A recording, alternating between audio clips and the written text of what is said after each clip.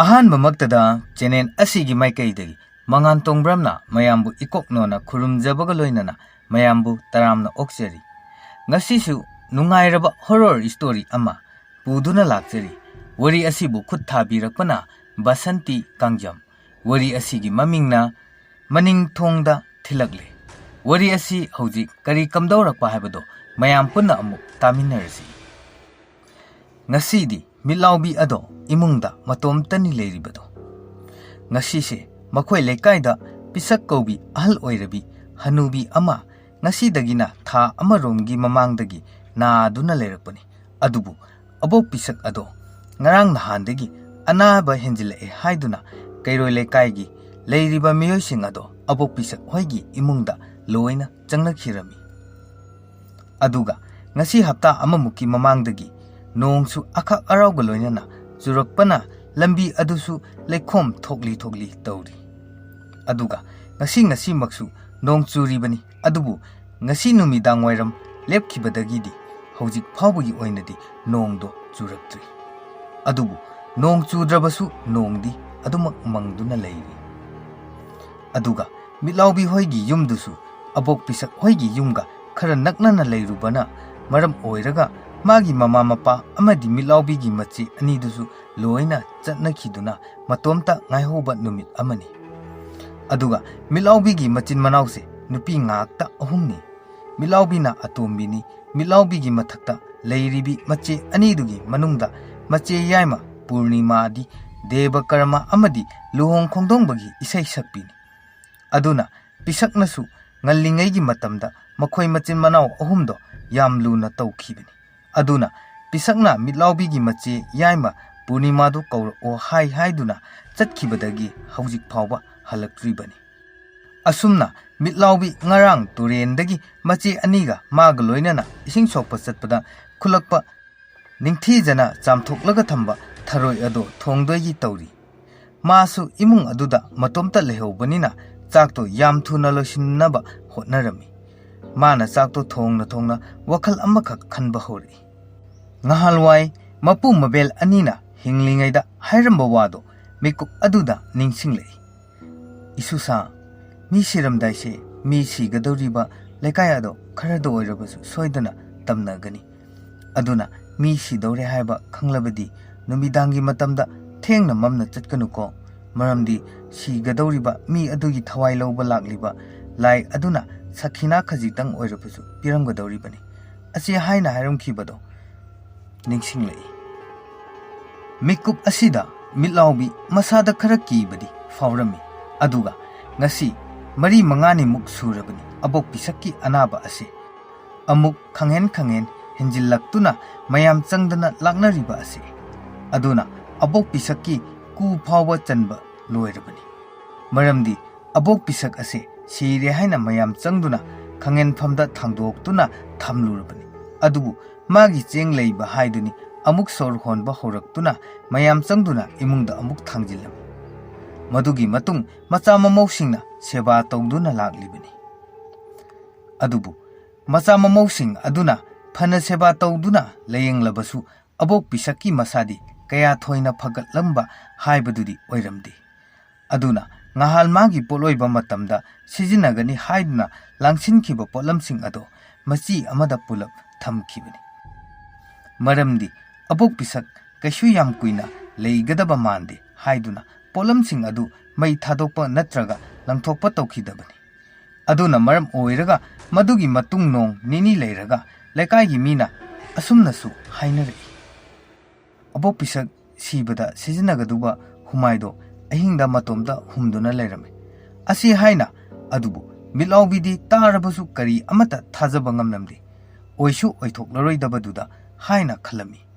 ꯍꯧꯖꯤꯛꯀꯤ ꯃꯇꯝꯗꯕꯨ ꯀꯗꯥꯏꯗꯒꯤ ꯂꯥꯏ ꯂꯥꯛꯇꯨꯅ ꯇꯝꯅꯒꯗꯧꯔꯤꯕꯅꯣ ꯑꯁꯤ ꯍꯥꯏꯅ ꯈꯜꯂꯝꯃꯤ꯫ ꯑꯗꯨꯅ ꯃꯤꯠꯂꯥꯎꯕꯤ ꯐꯅ ꯌꯥꯝꯅ ꯀꯤꯗꯦ ꯍꯥꯏꯅ ꯂꯩꯔꯕꯁꯨ ꯋꯥꯈꯜꯗꯨꯗ ꯁꯨꯝ ꯈꯟꯖꯤꯜꯂꯨꯕꯗꯗꯤ ꯇꯁꯦꯡꯅ ꯃꯁꯥꯗꯣ ꯀꯤꯕ ꯐꯥꯎꯔꯛꯂꯝꯃꯤ꯫ ꯑꯗꯨꯅ ꯃꯈꯣꯏ ꯏꯃꯨꯡꯗ ꯂꯩꯔꯤꯕ ꯍꯧꯗꯣꯡ ꯑꯗꯨꯅ ꯃꯤꯠꯂꯥꯎꯕꯤ ꯎꯗ꯭ꯔꯤꯉꯩꯗ ꯃꯊꯛꯇ ꯊꯥꯡꯒꯠꯇꯨꯅ ꯊꯝꯂꯤꯕ ꯉꯥꯔꯨꯕꯥꯛꯇ ꯌꯥꯎꯔꯤꯕ ꯉꯥ ꯑꯗꯣ ꯏꯟꯊꯔꯒ ꯆꯥꯕꯒꯤ ꯇꯧꯔꯛꯄ ꯃꯇꯝ ꯑꯗꯨꯗ ꯃꯤꯠꯂꯥꯎꯕꯤꯁꯨ ꯃꯁꯥꯗꯣ ꯈꯪꯄ꯭ꯔꯦꯛ ꯈꯪꯂꯗꯨꯅ ꯀꯟꯅ ꯂꯥꯎꯔꯛꯏ꯫ ꯍꯩꯃꯥ, ꯀꯅꯥꯅꯣ ꯍꯧꯖꯤꯛꯀꯤꯗꯨꯕꯣ? ꯑꯁꯤ ꯍꯥꯏꯅ ꯀꯟꯅ ꯂꯥꯎꯔꯛꯑꯝꯃꯤ꯫ ꯃꯇꯝ ꯑꯗꯨꯗ ꯃꯈꯣꯏꯗ ꯂꯩꯔꯤꯕ ꯍꯧꯗꯣꯡ ꯑꯉꯧꯕꯤ ꯑꯗꯣ ꯃ꯭ꯌꯥꯎ ꯃ꯭ꯌꯥꯎ ꯈꯣꯡꯂꯒ ꯆꯦꯟꯈꯤꯔꯝꯃꯤ꯫ ꯃꯇꯝ ꯑꯗꯨꯗ ꯍꯧꯗꯣꯡꯅꯤ ꯈꯪꯂꯛꯇꯨꯅ ꯃꯤꯠꯂꯥꯎꯕꯤ ꯁꯣꯔ ꯑꯗꯨ ꯆꯅꯤꯡ ꯇꯥꯅ ꯍꯣꯟꯗꯣꯛꯂꯝꯃꯤ꯫ ꯑꯗꯨꯒ ꯃꯃꯤꯠꯇꯨꯅ ꯏꯃꯨꯡꯒꯤ ꯑꯀꯣꯏꯕ ꯑꯗꯣ ꯀꯣꯏꯂꯩ ꯂꯩꯗꯨꯅ ꯌꯦꯡꯂꯛꯏ꯫ ꯑꯁꯨꯝꯅ ꯃꯤꯠꯂꯥꯎꯕꯤ ꯑꯗꯣ ꯆꯥꯛꯇꯣ ꯁꯠ ꯂꯣꯏꯁꯤꯟꯅꯕ ꯀꯟꯅ ꯍꯣꯠꯅꯔꯤ꯫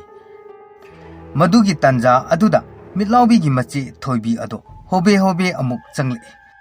ꯃꯇꯝ ꯑꯗꯨꯗ ꯃꯤꯠꯂꯥꯎꯕꯤ ꯑꯃꯨꯛꯀꯁꯨ ꯈꯪꯉꯤ꯫ ꯑꯗꯨꯅ ꯁꯠ ꯍꯪꯂꯛꯏ, ꯀꯅꯥꯅꯣ ꯑꯗꯨꯗ ꯆꯪꯉꯛꯏꯗꯨꯕꯣ? ꯃꯇꯝ ꯑꯗꯨꯗ ꯊꯣꯏꯕꯤꯅ, ꯍꯩꯃꯥ, ꯑꯩꯅꯤꯅꯦ ꯅꯪꯕꯣ, ꯀꯔꯤꯅꯣꯅꯦ, ꯀꯩ ꯑꯉꯥꯡꯅꯣ ꯁꯤꯕꯣ? ꯑꯁ ꯏꯆꯦ, ꯅꯪꯁꯨ ꯈꯔ ꯇꯞꯅ ꯂꯥꯛꯄ ꯌꯥꯗ꯭ꯔꯣ? ꯊꯣꯏꯕꯤꯅ ꯑꯃꯨꯛ ꯃꯈꯥ ꯇꯥꯔꯛꯏ, ꯑꯇꯩ ꯂꯥꯏꯔꯤꯁꯦ, ꯍꯧꯖꯤꯛ ꯑꯕꯣꯛꯄꯤꯁꯛ ꯑꯗꯣ ꯁꯤꯗꯧꯔꯦ꯫ ꯑꯗꯨꯅ ꯁꯤꯔꯝꯗꯥꯏꯗ ꯁꯛꯄ ꯏꯁꯩꯗꯣ ꯇꯥꯅꯤꯡꯉꯦ ꯍꯥꯏꯗꯨꯅ ꯅꯆꯦ ꯄꯨꯔꯅꯤꯃꯥꯗꯣ ꯏꯁꯩ ꯁꯛꯇꯣꯏꯒꯤ ꯇꯧꯍꯧꯕꯅꯤ꯫ ꯃꯤꯠꯂꯥꯎꯕꯤꯅ, ꯀꯔꯤꯅꯣ ꯍꯥꯏꯁꯤꯕꯣ? ꯁꯤꯒꯗꯧꯔꯤꯕ ꯃꯤꯁꯨ ꯏꯁꯩ ꯇꯥꯅꯤꯡꯉꯦ ꯍꯥꯏꯁꯦ? ꯑꯁ, ꯈꯪꯖ-ꯂꯥꯛꯆꯗꯦꯗ, ꯑꯗꯨꯃꯥꯏꯅꯒ ꯇꯧꯅꯕ꯭ꯔꯣ ꯍꯥꯏꯁꯦ ꯆꯦꯆꯦ? ꯃꯥꯒꯤ ꯑꯕꯣꯛꯄꯤꯁꯛ ꯍꯥꯏꯗꯨꯁꯨ ꯁꯤꯒꯦ ꯍꯥꯏꯔꯒꯅ ꯀꯣꯛ ꯁꯤꯈ꯭ꯔꯣ? ꯀꯩꯅꯣ ꯈꯪꯗꯦꯕ, ꯑꯩꯁꯦ ꯃꯤꯍꯨꯟꯒ ꯆꯦꯟꯈꯠꯈꯤꯗꯅ ꯑꯕꯣꯛꯄꯤꯁꯛ ꯁꯤꯗ꯭ꯔꯤꯉꯩꯗ ꯑꯩ ꯍꯥꯟꯅ ꯁꯤꯈꯤꯕ ꯇꯥꯔꯦꯅꯤ, ꯈꯪꯗ꯭ꯔꯦꯕ ꯇꯧꯔꯤꯁꯤꯕꯣ꯫ ꯊꯣꯏꯕꯤꯅ, ꯑꯗꯣ ꯆꯥꯛꯇꯣ ꯂꯣꯏꯔꯗꯤ ꯏꯕꯥꯅꯤ ꯍꯥꯟꯅ ꯆꯥꯊꯣꯛꯑꯁꯤꯔꯣ? ꯑꯗꯨꯒ ꯏꯃꯥ ꯍꯣꯏꯗꯣ ꯑꯃꯨꯛ ꯀꯧꯔꯒ ꯄꯤꯖꯔꯁꯦ꯫ ꯑꯩꯁꯨ ꯈꯪꯗꯦ ꯃꯣꯏ ꯍꯅꯨ ꯍꯅꯥꯒꯤ ꯋꯥꯔꯤꯁꯦ꯫ ꯑꯗꯣ ꯑꯕꯣꯛꯄꯤꯁꯛꯁꯦ ꯅꯨꯡꯗꯤ ꯌꯥꯝ ꯅꯨꯡꯁꯤ, ꯃꯥꯗꯤ ꯑꯩꯈꯣꯏꯕꯨꯁꯨ ꯌꯥꯝ ꯂꯨꯅ ꯇꯧꯔꯤꯗꯨꯅꯤ, ꯀꯩꯅꯣꯝꯇ ꯂꯩꯕꯗ ꯍꯦꯛꯇ ꯀꯧꯔꯛꯏꯗꯨꯅꯤ꯫ ꯑꯁꯤ ꯍꯥꯏꯅ ꯃꯆꯦ ꯊꯣꯏꯕꯤ ꯑꯗꯨꯅ ꯍꯥꯏꯔꯝꯃꯤ꯫ ꯃꯤꯠꯂꯥꯎꯕꯤꯅ ꯃꯆꯦ ꯑꯗꯨꯒꯤ ꯋꯥ ꯇꯥꯔꯒ, ꯍꯣꯏ, ꯑꯗꯨꯕꯨꯗꯤ ꯆꯨꯝꯃꯤ, ꯑꯗꯨꯗ ꯁꯨꯝ ꯀꯨꯏꯅ ꯅꯥꯔꯒ ꯂꯩꯗꯣꯏ ꯁꯔꯨꯛ ꯁꯤꯈ꯭ꯔꯗꯤ ꯐꯩꯗꯅ꯫ ꯑꯗꯣ ꯆꯦꯆꯦꯅ ꯍꯥꯏꯒꯨꯝꯗꯅ ꯏꯕꯥꯅꯤ ꯆꯥꯛꯁꯦ ꯆꯥꯊꯣꯛꯂꯁꯤ, ꯑꯗꯨꯒ ꯏꯃꯥꯒ ꯆꯦ ꯌꯥꯏꯒꯗꯣ ꯀꯧꯔꯒ ꯑꯃꯨꯛ ꯄꯤꯖꯔꯁꯦ꯫ ꯑꯁꯤ ꯍꯥꯏꯅ ꯃꯅꯥꯎꯅꯨꯄꯤ ꯑꯗꯨꯅ ꯍꯥꯏꯔꯝꯃꯤ꯫ ꯑꯁꯨꯝꯅ ꯃꯆꯤꯟ ꯃꯅꯥꯎ ꯑꯅꯤ ꯆꯪꯗꯨꯅ ꯆꯥꯛ ꯑꯗꯨ ꯂꯣꯏꯔꯗꯨꯅ ꯑꯃꯨꯛ ꯊꯤꯃꯤꯟꯅꯔꯝꯃꯤ꯫ ꯆꯥꯛ ꯑꯗꯨ ꯊꯤꯕ ꯂꯣꯏꯔꯒ ꯃꯈꯣꯏ ꯑꯅꯤꯁꯨ ꯆꯥꯛ ꯑꯗꯨ ꯄꯨꯂꯞ ꯆꯥꯃꯤꯟꯅꯔꯝꯃꯤ꯫ ꯊꯣꯏꯕꯤ ꯇꯨꯔꯦꯟꯗꯒꯤ ꯈꯨꯟꯕ ꯀꯣꯄꯤ ꯊꯔꯣꯏ ꯊꯣꯡꯕꯗꯣ, ꯊꯔꯣꯏꯗꯨꯒꯤ ꯃꯃꯥꯏ ꯑꯗꯨꯗ ꯃꯈꯨꯠ ꯑꯗꯨꯅ ꯃꯦꯟꯁꯤꯜꯂꯒ ꯃꯆꯤꯟ ꯑꯗꯨ ꯇꯨꯝꯊꯣꯛꯂꯒ ꯀꯟꯅ ꯆꯨꯞꯂꯤ꯫ ꯃꯆꯦꯅ ꯊꯔꯣꯏ ꯆꯨꯞꯂꯤꯕꯗꯨ ꯎꯕꯗ ꯃꯤꯠꯂꯥꯎꯕꯤꯅ ꯍꯥꯏꯔꯛꯏ, ꯆꯦꯆꯦ, ꯀꯔꯤ ꯊꯔꯣꯏ ꯈꯨꯆꯣꯞꯅꯣ? ꯑꯣꯟꯊꯣꯛꯅ ꯇꯥꯅꯤꯡꯗꯦꯍꯦ, ꯃꯈꯣꯟꯅꯤ ꯀꯥꯏꯅ꯫ ꯊꯣꯏꯕꯤ ꯃꯣꯔꯣꯛ ꯑꯗꯨ ꯁꯥꯃꯟꯈꯤꯗꯨꯅ ꯃꯆꯤꯟ ꯑꯗꯨꯁꯨ ꯂꯣꯏꯅ ꯉꯥꯡꯁꯤꯜꯂꯕꯅꯤ꯫ ꯑꯗꯨꯒ ꯁꯤꯁꯥ ꯀꯥꯝꯂꯒ ꯍꯥꯏꯔꯛꯏ, ꯅꯪꯁꯨꯅꯦ, ꯃꯣꯔꯣꯛꯁꯤꯕꯨ ꯑꯁꯨꯝꯅ ꯊꯛꯅꯕ꯭ꯔꯣ? ꯆꯤꯝꯕꯥꯟꯒꯛꯁꯦ ꯁꯥꯕꯗ ꯁꯤꯗꯧꯔꯦ꯫ ꯃꯤꯠꯂꯥꯎꯕꯤꯅ, ꯑꯗꯣ ꯆꯦꯆꯦ, ꯂꯥꯏ ꯊꯔꯣꯏꯁꯨ ꯌꯥꯎꯕꯅꯦ꯫ ꯑꯁꯤ ꯍꯥꯏꯗꯨꯅ ꯏꯟꯖꯥꯡ ꯑꯗꯣ ꯄꯨꯂꯞ ꯆꯥꯛꯇꯨꯗ ꯖꯣ ꯍꯦꯛꯇ ꯍꯩꯖꯤꯜꯂꯛꯏ꯫ ꯑꯗꯨꯒ ꯂꯥꯏ ꯊꯔꯣꯏ ꯑꯗꯨ ꯈꯜꯂꯒ ꯃꯆꯦꯗ ꯄꯤꯔꯝꯃꯤ꯫ ꯊꯣꯏꯕꯤꯁꯨ ꯊꯔꯣꯏ ꯊꯣꯡꯕꯗ ꯉꯥꯎꯖꯕꯤ ꯅꯨꯄꯤ ꯑꯃꯅꯤ꯫ ꯑꯗꯨꯅ ꯃꯣꯔꯣꯛ ꯁꯥꯔꯕꯁꯨ ꯁꯥꯅ ꯊꯔꯣꯏ ꯑꯗꯣ ꯂꯣꯏꯅ ꯍꯦꯛꯇ ꯆꯨꯞꯊꯣꯛꯂꯝꯃꯤ꯫ ꯑꯁꯨꯝꯅ ꯃꯆꯤꯟ ꯃꯅꯥꯎ ꯑꯅꯤꯗꯨ ꯆꯥꯛ ꯇꯣꯛꯂꯗꯨꯅ ꯆꯥꯏꯔꯤꯕꯁꯤꯡ ꯑꯗꯣ ꯁꯠ ꯂꯣꯏꯁꯤꯟꯅꯔꯕ ꯃꯇꯨꯡ ꯃꯆꯦ ꯊꯣꯏꯕꯤꯅ ꯑꯁꯨꯝꯅ ꯍꯥꯏꯔꯛꯏ, ꯑꯗꯣ ꯃꯤꯠꯂꯥꯎꯕꯤ, ꯑꯩꯈꯣꯏ ꯑꯅꯤꯁꯨ ꯑꯕꯣꯛꯄꯤꯁꯛ ꯍꯣꯏꯗ ꯆꯠꯂꯨꯁꯦ꯫ ꯃꯆꯦ ꯑꯗꯨꯒꯤ ꯋꯥ ꯇꯥꯔꯒ, ꯍꯣꯏ ꯆꯦꯆꯦ, ꯆꯠꯂꯨꯁꯦ꯫ ꯑꯁꯨꯝꯅ ꯃꯆꯤꯟ ꯃꯅꯥꯎ ꯑꯅꯤꯗꯣ ꯆꯥꯛꯈꯨꯝꯗꯒꯤ ꯊꯣꯔꯛꯀꯗꯕꯒꯤ ꯃꯈꯣꯡꯗꯣ ꯍꯥꯏꯐꯦꯠ ꯊꯥꯡꯕ ꯍꯧꯔꯛꯄꯗ ꯉꯥꯏꯔꯤꯉꯩꯒꯤ ꯇꯥꯟꯖꯥ ꯑꯗꯨꯗ ꯏꯈꯪ ꯈꯪꯍꯧꯗꯅ ꯃꯈꯣꯏꯒꯤ ꯃꯅꯤꯡ ꯊꯣꯡꯂꯣꯝꯗꯨꯗ ꯀꯅꯥꯒꯨꯝꯕ ꯑꯃꯅ ꯀꯣꯛ ꯀꯣꯛ ꯊꯤꯜꯂꯛꯏ꯫ ꯃꯇꯝ ꯑꯗꯨꯗ ꯃꯆꯤꯟ ꯃꯅꯥꯎ ꯑꯅꯤꯗꯣ ꯍꯥꯏꯐꯦꯠ ꯌꯦꯡꯂꯤ꯫ ꯑꯗꯨꯒ ꯉꯁꯥꯏꯗꯒꯤ ꯃꯤꯠꯂꯥꯎꯕꯤꯗꯤ ꯈꯔꯒ ꯀꯤꯗꯨꯅ ꯂꯩꯕꯒ ꯀꯩꯒ ꯇꯧꯔꯒ ꯖꯥꯠꯅꯣ ꯃꯁꯥ ꯑꯗꯣ ꯇꯨ ꯆꯨꯡꯈꯤꯕ ꯈꯪꯍꯧꯈꯤꯗꯦ꯫ ꯊꯣꯏꯕꯤꯅ ꯇꯞꯅ ꯍꯥꯏꯔꯛꯏ, ꯃꯤꯠꯂꯥꯎꯕꯤ, ꯍꯧꯖꯤꯛꯀꯤꯗꯣ ꯀꯩꯅꯣ? ꯈꯪꯗꯦ ꯆꯦꯆꯦ, ꯍꯧꯖꯤꯛꯀꯤꯗꯨꯕꯨ꯫ ꯑꯁ, ꯁꯤꯗꯤ ꯌꯥꯝ ꯀꯤꯖꯩꯌꯦ, ꯀꯃꯥꯏ ꯇꯧꯅꯤ? ꯑꯩꯈꯣꯏ ꯆꯠꯂꯁꯤ ꯂꯥꯛꯑꯣ꯫ ꯑꯁꯨꯝꯅ ꯃꯆꯤꯟ ꯃꯅꯥꯎ ꯑꯅꯤꯗꯣ ꯏꯃꯨꯡꯗꯒꯤ ꯈꯣꯡꯂꯩ ꯊꯨꯅ ꯆꯦꯟꯊꯣꯔꯛꯄꯗ ꯃꯤꯠꯂꯥꯎꯕꯤꯗꯣ ꯊꯣꯡꯒꯥꯜ ꯑꯗꯨꯗ ꯑꯃꯨꯛ ꯁꯠ ꯌꯩꯁꯤꯜꯂꯤ꯫ ꯃꯤꯠꯂꯥꯎꯕꯤ ꯃꯀꯣꯛ ꯑꯗꯨꯗ ꯍꯥꯏꯐꯦꯠ ꯅꯥꯜꯂꯒ, ꯑꯌꯣ, ꯁꯤꯔꯦ, ꯃꯣꯏꯒꯤ ꯑꯕꯣꯛꯄꯤꯁꯛꯁꯦ ꯂꯥꯏꯃꯁꯨ ꯐꯠꯇꯦ, ꯁꯤꯒꯦ ꯍꯥꯏꯔꯒꯅ ꯀꯣꯛ ꯁꯤꯈ꯭ꯔꯅꯤꯗꯅ, ꯁꯨꯝ ꯇꯥꯟꯅꯔꯒ ꯂꯩ ꯍꯥꯏꯕ, ꯀꯔꯤꯅꯣ ꯈꯪꯗꯦꯃꯤ꯫ ꯊꯣꯏꯕꯤꯅ ꯃꯅꯥꯎꯅꯨꯄꯤ ꯑꯗꯨꯒꯤ ꯋꯥꯗꯣ ꯇꯥꯕꯗ ꯅꯣꯛꯂꯛꯏ꯫ ꯑꯗꯨꯒ,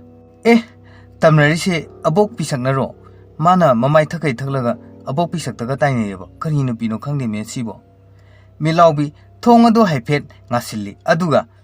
ꯃꯥꯅꯦ ꯆꯦꯆꯦ, ꯑꯕꯣꯛꯄꯤꯁꯛꯅꯅꯦ ꯇꯝꯅꯔꯤꯁꯦ꯫ ꯑꯁꯤ ꯍꯥꯏꯗꯨꯅ ꯃꯥꯁꯨ ꯅꯣꯛꯐꯦꯠ ꯇꯧꯏ꯫ ꯊꯣꯏꯕꯤꯅ, ꯅꯪꯗꯤ ꯌꯥꯝ ꯈꯪꯏꯅ꯫ ꯑꯁꯨꯝꯅ ꯃꯣꯏ ꯑꯅꯤ ꯑꯗꯣ ꯄꯤꯁꯛ ꯈꯣꯏꯒꯤ ꯌꯦꯅꯈꯥ ꯐꯥꯎꯔꯒ ꯂꯥꯛꯏ꯫ Matam aduda pisak khoigi jena kha aduda musuk muba mi ama lakpagi mawngda uri madu ubada mitlaubina hangi kanano aduda lepidubo adubu kana su khumlakte thoibisu kharadi kiba phawribani aduna tapna mitlaubi khumakti asibu moigi lai haibdo oira loba ha mitlaubi amuka handuna hangi kanano haibane adu lepido satkumak payadro asumna machin manau anido kirabasukina makhong ado sum thang duna changchilli adubu makhoina khara naksilakpa matam adudadi hojik makhoi anina ukhiba migi mong matau manba amuba ado amuk ukhiramdi oiriba matau aduna dum henna pakhatpa fawrai aduna machin manau anido khutka chetna pasinai aduga mayumlomda amuk kanna chelai makhoi anina chelaklibani haiduna tawribado nong takhibagi lebaktusu khara pekli sari tawbanina pangkandasu kanna chenba ngalmdi aduga tubasu pangtuda tusilami matam aduda thoibisu chenba aduda tusinkhiduna lekhom leinang kaya amaterami chaina su phawri aduna tainafung khangda sak hairai ho abo pisak nangda siro he kari ahalno asuk phattabasibo isagasi lekhomna loireba asi haiduna makhoi anido phuk awgatuna amuksu mayum yongnaba chenkre aduga abok pisak hoidana kamdori abok pisak to masa masu mayamdo manakta loina kausinduna masasi chatlage haina haibagi matagumna tawri adubu ahal oigera angang oigera thawai panba jiba khudingmakse amuktangbu sikrabadi amuk halaklaroi pisaki matawdu uraga macha masu sing ado tumin kapli pisaksu nason pikna hairi yengutu chasa aibu lobula pisakna mamit usinduna hairaklibo wado tabada macha mamosing adudi swai hek lawi aduga somdana milaubiga thoibiga do imungda khonglei thuna chenchilaga thong ado chetna lonsinduna leidi madugi tanja aduda makhoigi mamang thong aduda amuk kokok thilai thong thilakpagi makholdo tabada machin manau anido sat jengnari aduga thoibina tapna kana hoirabajano asibo cheche kanano khangdi hangjira hangumse abok pisaki thawaido oiramnadi kamdongni milaubido yam pakhatna cheche ibani kamai tawdino adugi mikup aduda makhoigi mapa kalanjoina kaurei ibe chaubi cha tombi mapagi khonjel tabada ani ado phuk hawgali aduga sat chenthoktuna thong ado sat hangdorei mapa kalan joina nabanibu aina thong thillidubu tadro baba ekhoiti babani khangsu khangdana adugini ho phare imungda changasi lao asumna mapa masa ahumdo imungda changminnarei aduga chakhumda amuk changlaktuna mapabu chak chanabigidamak sem sarami asumna kalanjoi makhut masa sengna hamdoklaba matung chak ado chaba horei aduga thoibina tapna hairei baba ekhoi hojik abok pisak hoida laamme aduda wado makha taba ngamdringai aduda kaidoraba hairo milaubina oina khumlei aduburo baba ekhoina chalido abok pisak hoigi maningi jena khado fauraga lakpaneba aduda musit muba mi ama leptuna leramiba aduga cheche ibanina kanano hangluba matamdadi mido adum mangkhibadawna tawwe aduna ukhidre macha anigi wado tabada kalanjoi chakto chana harei handakti ekhoi lekaise kainoma itaw tawwe haidana mayamna hainabani ko chekhilo thoibina mukhumai chummi baba ngancho abok pisaki kudo pairaga lerame sibu chumjalo mayamna chu haineyaba kalanjoina amuk khumlei chumbalan ba khangde daibema mayamna panghaida hainarei adubu lekaise kharidi adum tawre ipasu ngarang moidagi halakpada aigi tungda mi ama inarakpagum tawre habani adubu ipana maikhet khetlaga laktana langthok lamlaga yumlomda khonglei thuna laktuna namabu koktholaga khoiju lekhamgane uktholaga tawbadagidi karimata hek tawkhidreda asumna mapa masa ahumdo wari sana duna sum leiringaigi cherak aduda ikhang khanghaudana makhoigi yumgi makha thangba jena kharomda mi amana kanna chenkibagi dungdung lawba makhon kaya tarakhi matam aduda mapa macha ahumdo chap manana khonjel khara kalapna kanano adubu kana su khumlakidre madugi matung thoibina baba ngasi su milawgi banina chakhumda leiringida ekhoi maning thongsi kokuk thileiba adunani ngasai babana mamang thongda thilakpa matamda ekhonina tuminan leisilido baba asumna kalanjoi su chak tokladuna mapa masa ahumdo pisak hoida amuk lakami makhoina pisak hoigi yum jorappa matamdadi pisak ado yararoi hai haiduna mi sing ado tumin leinarami asumna numit tumadi mi ayambana pisak hoida yarek patarami aduna ahing nongyaigi matamsu oirakli adubu ikhang khanghaudana nong khonglai asumna nong khongbagi makhol adu tabada leiriba miyasing ado nong churakadra haina pakhatnarami ngahaki matungni nong chubasu haurai matam aduda milaubina mama tamubida asumna hairai ima yumdasu chatlauda nong chu churi kamai tawduino sibo machanupi adugi wa taraga mama tamubina asumna mu hairaklami ichabu tumninglabro tumninglabadi sida sum tumthoona ima tumningbagi nati kaigino khangde ngasi se isada yam kiba ama phawbogumna tawe asumna nong churakpa aduda mising ado tumin leinarami adubu numittugi ahingdo kari tawribano khangde nong naga chubane pisak hoigi maning maya jena khana chingba mafamsing ado mina chenbadona dungdung lawba makholsu tarai aduda su natana mi wari sanabagi mangolda ngarang ngangbagi khonjen gumbasu tari aduna amaiba lukhoina imungdagi mi amata mapan thokanu haiduna thokankhidi asumna loikhre ahing ado adubu abok pisakti hanagi changda masa adu karisu tawduna amuk lerami asumna abok pisakna sibasu sida hinglibra hairasu sigumla kumto asumna lairakliba ase numit masing yamlakli aduga magi poloibada sizinnagadawriba polapsing adusu fei khangde phatte khangde abok pisak oigi awang thangba sangoigi yenakha aduda pulap pasinduna thamlibani aduga nongsu amuk ngalaklabanina pisak oida ahing jarek lamba miyosing ado loina hanakre aduna mitlaubi mama macha makhoisu mayumda loina halai aduga magi mathau tawduna lerami adubu matang chadana churakhiba nong aduna maram oiraga haujiksu lambi ado lekhom thokli tawri aduna tamubi ado ingkholda laktuna hangam maru khara langsilami madu loiraga imungda amuk changlai mama changlakpa aduda machin manau ahumdo mama bu kauraduna harai imaima aduburo ngarang aikhoigi maning thongje thilak iba macha sing adugi wa taraga mama tamubina amuk asumna khumlai kanana no thilai dubu milaubina amuk khumai loire ima adubu khangladi faroidro tamubi ado horendi changanta thonguko adugane nganta charaga tumasi imadi nabopisak hoida amuk chatpa ngamaro mama adugi wa taraga macha purnimana ima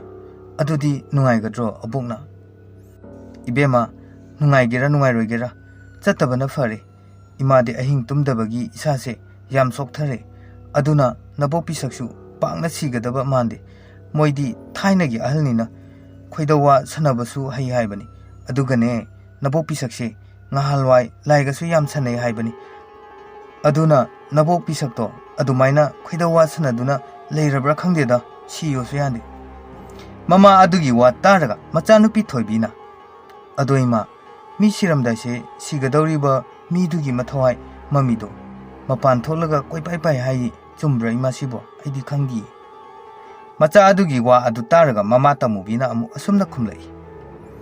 khangde dai chasa adumaina ne panghaida haine chumlibra lalibra haidudi ado mi siramdaise kharabudi adum tamnabajani ngarangsu nabok pisak hoigi imungdo tamnabana amuk toiba nakhoisu khangliba natro asumna mama macha mari ado wari sanaba yaba sanaraba matung sak ising toklaga ngaihak ngaihak pothanarami. Madugi matung pungja khara hojinkhiduna numidangi matamsu amuk oiragle. Aduna makhoi mama macha mari ado chaka nganta thongdokle. Aduga charaba matung magi phamungda tumba changnakre. Adubu makhoi mapa kalanjoidi pisak hoige ahing jarekpa chatkre. Aduna mama macha mari ado pulap tuminnarami. Asumna ahing nongyai matam oirakpada milaubi tumlambadagi mikap khangthok thoklai. Aduga mama bu hawdoi. Mama su taraduna kaidaurage haina hanglai. Milaubi masa ado ithak thakatpagum sat haire. Ima kanano khangdiye ekhoi chakhumlomdane mi lekhibadawna kolikse langbagi mawongdawna tawe ima. Aduda aise tumlamdagi mikap tholaine. Macha adugi pakhatpa wahi adu taraga chatombi nangi wakhalna oirangmani ima yenglugise. Asi hairamlaga tamubi hawatke haina tawi. Adubu milaubina mamabu khamladuna hairei. Ngaikho ima yenglurano adugi saru tumaseba. Asumna mama macha anido amuk tumkhre. Madugi nongalakpada tamubi thonganda thoklubani. Matam aduda lambida chatliba makhoi lekaigi miyoising aduna asumna hainawi. Ngarang pisaki chandawado matomta koipai paiduna leirami asi haina hainarami. Hainariba wafam ado tabada tamubi mayumda changlaklaga machasing adubu kauraduna hairei. Ibema noibu mapanda amta thorone. Mamana kaubado taraga machanupi ahum ado loina mapan aduda thoraklami. Aduga ima kaidorage aduburo imana hujik dukanda chalubado aduda thongalda mina asumna hainawine. Ngarang nabok pisaki chandawado pairaga leirame haina asumna hainawine. Mama adugi wa adu taraga macha purnimana as ima thok thaki wani ado kamaina paidorige adubo. Thoibina mo ngaikhoe nangsu imana haise chumlamlagadi nahan numidangda ekhoidasu milaubi ibanina chakhumda leiringaida ekhoi maning thongje kanana no khangde kokok thile.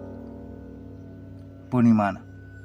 cheche hojiki matamdabu kadaidagi tamnabano noigi wakhalna oirangani ko. Mitlaubina marak thattuna hairei. Asengbagine che yai cheche ibanina ne tarise. Aduga amuksu numituda cheche ibanina ne abopisak hoigi maning phawrga lakpa matamda kamain tawrino khangde musin muba awangba migi saban manba amasu leptuna leiramini. Adudagi adum ekhoi kimandana yumda halaine che. Purnimana as khangdreda aide adugumbado sungthai thajade haisini.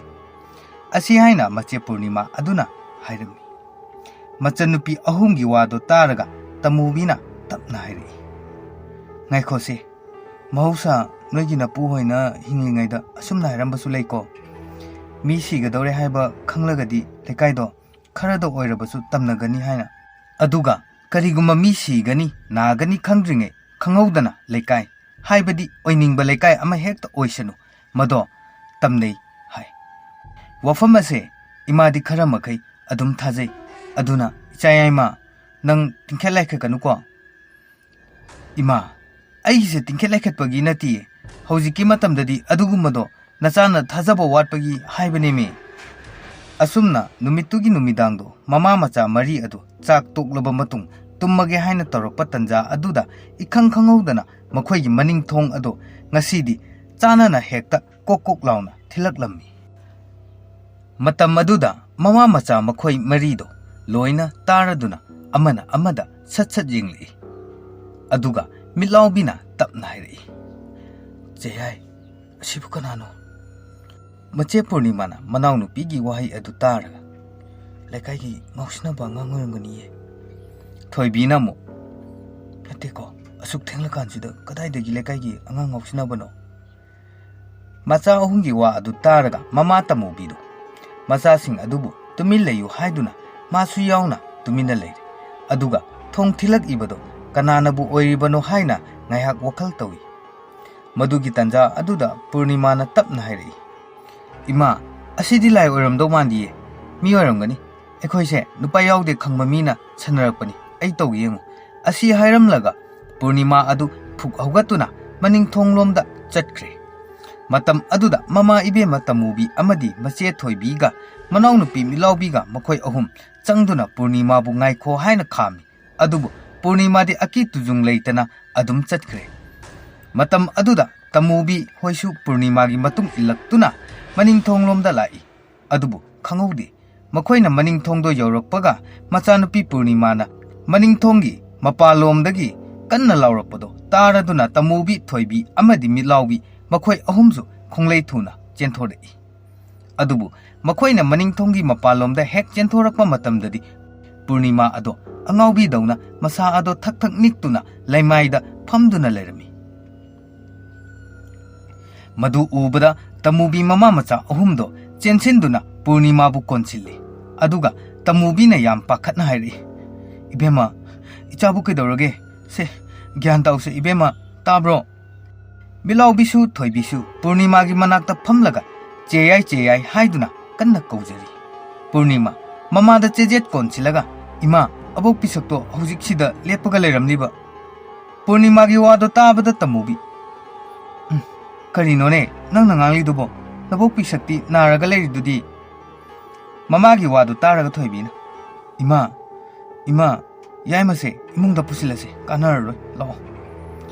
Milau bidi Kibana loire aduna madi akoibaduda kuyeng yengduna adumak lei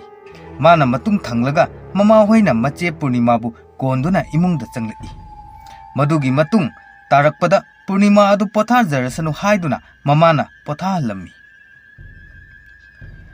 asumna Purnima di tumkhre adubu mama tamubi amadi mache thoibiga loinana mitlaubi di tumba yadre yam ki basu phawrami asumna numitto haukhre aduna nongalak kalanjoisu pisak hoidigi halakle tamubi mapuroiba hek halakpaga ngarangi thogdok adugi maramda pau tamlami magi nupi na hairibado taraga kalanjoi macha nupi ahumna leiriba ka aduda changlei aduga Purnima bu kawraduna hairei chayama nangbu kedawre haibano mapana kawriba aduda macha nupi milaubina asumna khumlei baba Cheyai se ngarangdagi masase kainoma itau tawe mapana masasingi manakta phammi aduga tapna wado makha tarai ichayai ma se ipalae babadane mayek sengna hayuse matam aduda Purnima mamit tapna panglai aduga tapna hugalaktuna hairei baba ngarang aikhoigi maning thangba jenakhagi wapan chabun ama hobado aduda abok pisakto leptuna lerami macha nupigi paukhumdo tabada kalanjoi ngakpana khamtheng aduna tapna hairi karino ne harisibo nabok pisakti ngarangse ekhoi mayam changduna laknaribani aduga matau karamna nabok pisakna mafam asida laktuna lepkadoribano nangi wakhalna seram toran uba oramgani ko mapagi wado taraga nate baba aina ukhibado abok pisakni ngaikho nangi wado mina taraga nangse ngawi hainarani aduna ne irensana potharo ko asi haina mapa aduna machanupi Purnima da hairami Purnima do matomta asumna hairei aina ngangbo wase kanamta na tabiroi milaubina matang chana hairei aduni cheyai ekhoina haiba matamdasu cheyai na thajadabado hojikti chumlaban natro cheyai Purnima na tapna atombi cheyai ngahakta timilege ko karan yam torokino asumna makhoigi imung ado hanaga iman manadaba mawong amada ahongba khara lakpa horakle aduga asomdasu pisakpu senariba amaiba adubu wabana loire pisakse sidore haiduna amuk tawni aduga amuksu kemte hek tawde aduna amaibado ngasidi mayumda amukta chatlukige haiduna chatkre aduna numidangi matam joroklabada pisakki imung manungna leiriba miyoising ado anambana amta tumnadre pisakpu senaduna adumak leiri aduga pisak hoida lakliba miyoising adusu anambana mapalda loina leinarami aduga nakan amaromdana ngasidi kalanjoisu pisak hoida ahing lekpa chatre aduna imungda oina leire asumna ahing nongyai matam oiraklabada pisakpu senaduna leiriba imung manungi miyoisingdo mahi tumningba fawraktuna uibasu yaunaragli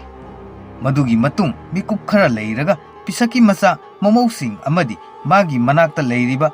miyoi singdo loina tumningba phauruktuna magi famungda changchinduna tumna khirami.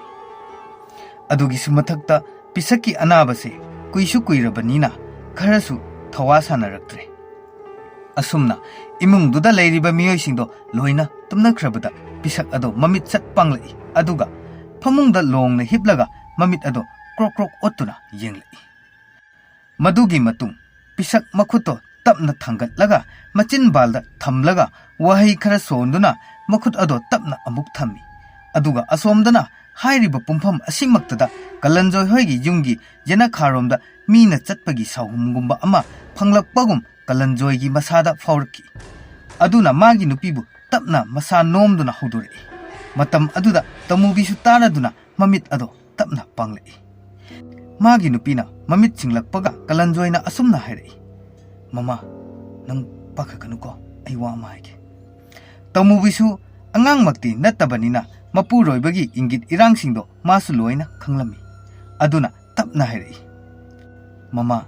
aikoi yena khadane mi chatpadawna tawe. Aduna nachanupi singi manakta chachilo. Tamubisu hoi haiduna machanupi singna leiriba ka aduda matai manau anido changlei. Adubu makoina changlakpa matam aduda machanupi Purnimado phamangda phamduna angaubi dawna yam kina masa ado tasinduna phamlaga leirami. Adubu Purnimana tawribado mache thoibi amadi manaunupi milaubi anidunadi karimata khanglamde. Makhoi anidi yam nungaina tumduna leirami. Adubu mamana taha machanupi Purnimabu kauraga chenchilakpagi khonjel ado makhoi anishu mang oi ha oi tarami. Aduna makhoi anishu tumlambadagi mamit ado sat pangthoklaktuna kangkhaldo haidoktuna yengi. Matam aduda mama tamubina Purnimabu konchinduna asumna hairaga lerami. Yaima karino nangna tawrisibo se gyana mukta tawne. Kalanjoisu machanupibu kauribani gyan laknabani haiduna. Aduga thoibiga milaubigasu bapmenga tadi. Aduna mamabu kauduna kari tawrabage haina hanglami. Aduga makhoi anisu kumtharaktuna Purnimagi manakta leiri. Asumna asum numit khudingi Purnimagi masada ahongba kaya lakpa horagle. Aduna kalanjoido kari tawraga masabu leyengani haiba khangdre. Asumna kalanjoina amaiba ama kauduna machanupibu yenghalami. Matam aduda Purnimase lai ongnabani haire. Aduna lai khurumnaba polam kaya langduna lai su khurumlami. Aduga nakal amadana pisaki maramda mina chibon ngangnaba hori. Madudi pisak ase nahanwai lai sanaba haibada afawbi nupi ama oirami. Adubu macha singna charakpadagi tokhibani haina. Hainariba wafam ase kalanjoi masamaksu khanglibani. Adubu mahaksu madu khangna pisakna hauzik phawba lai sanaramgani haibadi khangludabani. Adubu machanupi Purnimadi haujiksu masado ifat fattabagum tawri. Aduna karigumba matamda angaubi dawna machinda murum sonba numitsu yauribani. Asumna numit kharani haujinkre. Madugi matung asomdana pisak ado siba kauba naidre. Aduna pisakpu senaramba imung manungi miyoi singsu haujikti kari amata khanadabagum pisakpu mathanda hipanduna thamlami. Tangai phadana changda yadaba matang lakpada changbadagi hena kanasu changnadre. Aduga asomdana pisakna matomta leiringai tanja aduga asomdana Purnimadi tasengna angaubi haibado oirami. Ahingi matamni Purnima tumlambadagi khanglau lauraduna haugalai. Purnimana laurakpa aduda milaubisu thoibisu khangladuna mathong maram khangda phuk haugalai. Aduga Purnimasu mamabu kauraduna hairi. Ima ayam kiye. Ima ayam kiye. Thoibi manau nupibu chena konchillaga. Yaima se che lerisidi milaubisu amuk hairi. Che yai aisu leye ai ima kaurake. Waheido hairamlaga milaubi mama kauwa chatkri. Madugi hek thangnaba mikupta kalanjoi amadi tamubi machanupi atombiga loinana changlai. Asumna numittugi nongalaga kalanjoina afawba amaiba ama kauraduna machanupibu yenghalami. Madugi matung tarakpada amaiba aduna Purnimada asumna hairai. Ibema hojikpu nasada kari nungaitaba leirige khurada mayek sengna hayo. Khurana ne phanaba leyengdoribani. असी हाइना माइबा अदुना हाइरमी मतम अदुदा पूर्णिमा दो मबुकनिंग नुंसीबा फावरक्लदुना मिटलुदगी पिरांग इहौरई अदुगा तपना खुरा अबोक पिसकना ऐसे मागा लोइनना चची मागी मतुंग इलको हाइरिबा नुपी अदुगी वा तारगा अमाइबा अदुना करम कांदा हाइरिनोने अदुबो हाइरक खुरा मादी नुमित खुदिंगी ऐगी नाकता अदुम लाई अदुगा मागा लोइनना चची हेक्ता हाइ अमाइबना ओ अदो नंग मागी मतुंग इनबा यादेको मासे अमुक हन्ना नंगी नानाक्ता लाक्तनबा खुरा तौरम लगे असी हाइना हाइरमी असुमना अमाइबा अदुना पूर्णिमा बुलाई अमुक खुइरम लमी अदुदसु नतना इमुंग अदुगी कचिन कोया अमदी जेना खाना चिंगबा मफम सिंगदसु लाई फत्तबा अमदी मीगी मिहौ चंगदनबा लाइसु खुरम बिरमी मदुगी मतुंग तारकपदा अमाइबा अदुना कलंजोयदा वफम खरा हाइरमी कलंजोयसु अमाइबा अदुना हाइरिबा वा अदु याम मुन्ना तारमी असुमना कलंजोयदो ngasi नुमिदांगदी पिसक होइदा चत्तुना अहिंग जारिक लमी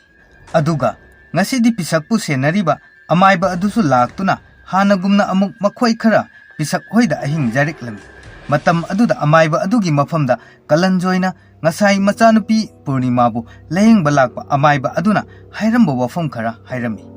asumna hairiba wafam ase amaiba aduna su bab taraduna pisakki manakta phamduna kanata duna tuminna hairi he pisak karino नंदी सिरमदाई मतमसे यौर फावा नंगी थवाई मिरेनसे कोई पाई पाइदुना लेरेने पिसक अमाइबना हाइरिबदो ताबदा ममित तपना पांगलई मदुगी मतुंग अमाइबना लेरिबा इमुंगी मियोइसिंग अदुदा लाई अमता खुरुमगे हाइरगा पिसककी मनाक्ता लेरिबा मियोइसिंगदो लोइना तानथोक्लमी मदुगी मतुंग अमाइबा अदुना पिसकता नसोन पिकना असावबो खोंजेलदा चैरमी मतम अदुदा पिसकना तपना हाइरई बिदु ऐसे सोइदन सिरगनी हाइबदी ऐसु खंगी अदुबु ऐ सिबदी पामदे बिदु पिसकता येंगलदुना हाइरई पिसक लेखोय ऐखोयसे हौजिक चही आंगांग नत्रे अदुना मागी मागी मतमदो यौरक्लबदा ताइबंग असे थादोक्तुना चनखिबा ngaktani अदुना नंग सेनाबदा नचा नमौसिंगसे लोइना वारे अदुना नंगसु चटलोने नंगना सुम खोइदवा सनदुना लेरबदी कमदौगनी मदुमगनसु नंगी पुंसीसे कुइना उमोर ओइगदुबसु नत्ते पिसक तपना हाइरि बिदु ऐना सिबा पामदे हाइसे अतैगी नत्ते कलंजोगी मचानुपी अहुमदुगी मरक्तगी अमदी करिगुंबा ऐना ताइबंग असे थादोक्तुना चटपा तारबसु लोइनादुना चटमिननिंगी पिसक्की वा तारगा करी वानो पिसा मीगी लाइसा मथोत कारकलिबी मामा मपागी मिटमांगदा नुमित थागुम ngaलिबी नुपी मचा सिंगदुगी मरक्तगी angang ama loinaduna matau karamna chatkani oiroi da bawado nganganu taningdeko adugi saru nangna sanari balaido mafam chana loisinduna thambiramu nachana susingi khallaga natrabani nang sikraba tungda imung ase mafam marang khangoroine pisakna amuk tapna hairi phare bidu ai chalage aisu yam ware aduna chalamdai gi matam asida isu nupi singdo amukta kauru biduna pisak मखोइगा नंगा उन्नबा यादे ऐना नंबु सोर सत्तुना हाटपसु पामदे अदुना नंगोंदा सिजिन्नदुना थमलिबा मही खुदिंगमक थादोख्रो अदुगा नंगी ताइबंग मपुना लौसिनबगी मतमदो ngaइजरु बिदु ऐना हाइबा वासे नंगना यारोइदबो ओइरदि ऐना ऐगी महीसे सुंथा थादोक्लोइ फरे अदुदि हयेंग अयु मखोइबु कौरगे अदु फावबदंगदि नंग ngaइरोको पिसक असुमना नोंगालबदा हाइना खिबगी मतुंग इना पूर्णिमागी मचिन मनाव अहुमदो कौरुरे अदुगा पिसक्की मनाक्ता चंगलक्तुना लेपलरे मतम अदुदा थोइबीना पिसक्पु तपना कौवे अबो पिसक्सु तारदुना ममित्ति पांगदबिदा मंगक्तो हाइरप नोंबगुम तौरे अमाइबा बिदुना पिसा नंगना हाइबगी मतुंग इना नसुसिंगसे कौरुरे अदुना नसुसिंगजे याइफमंगोन पिबिरमु पिसक ममित्तो तपना पांगलई अदुगा सोंथांगनबो खोंजेलदा तपना हाइरि इशुसा अबोगनदा खोइबु नुंसी मनबदगी इशुसिंगी नफमदा तौहैदबो कया तौखरे नखोइ अबोगता सावगनुको मतम अदुदा पूर्णिमाना तपना हाइरि अबो नसुसिंगना अबोगता नुंगाइतबा कैमता लेतिये पिसक तपना लाओ लाओ अबोगकी नाक्ता अबोगना नखोइबु याइफमंगोन पिबिरमगे macin manau ahumdo pulap changchili aduga pisakki manakta phamlari pisaksu makhoi ahumgi makhuttuda pairaga isusa matam pumnamakta maithiba haibado leitabo oyuko matam khara abongna nakhoi kihan khangankhre ado ngasidagi nakhoigi yumda amuk hana kihan khanglaroiko aduna aboki matam suloire abo chatlage ko macin manau ahumdo mitludagi pirang ihona abo chatloko pisak masagi makhutuna amuk wahi khara sonjaduna pumnamak tasin khomjin tawduna mana tawramba lai sanabagi thabakto mafam chana loisinduna thambirami asumna numit adumaktada pisakto aroiba yahip oikre matam aduda amaiba biduna asumna tapna hayowi pisak nangde haikiwa wa ngakpa ngambini aduna lairamlenda ingna chikna layuko asumna pisaki poloiba matamda changadaba polamsing ado loina puthoktuna mathau mangam pangthoklami madugi matung tarakpada hojikti kalanjoigi imung ado karisu toidopa tawkhidre wari asi matang asida loijari wari asi pathokcharpa matamda soikiba lankiba yawrabasu tabiribasina pukchen chauna ngakpiu haina malenganba tongramna amukasu hana ikoknona khurumjari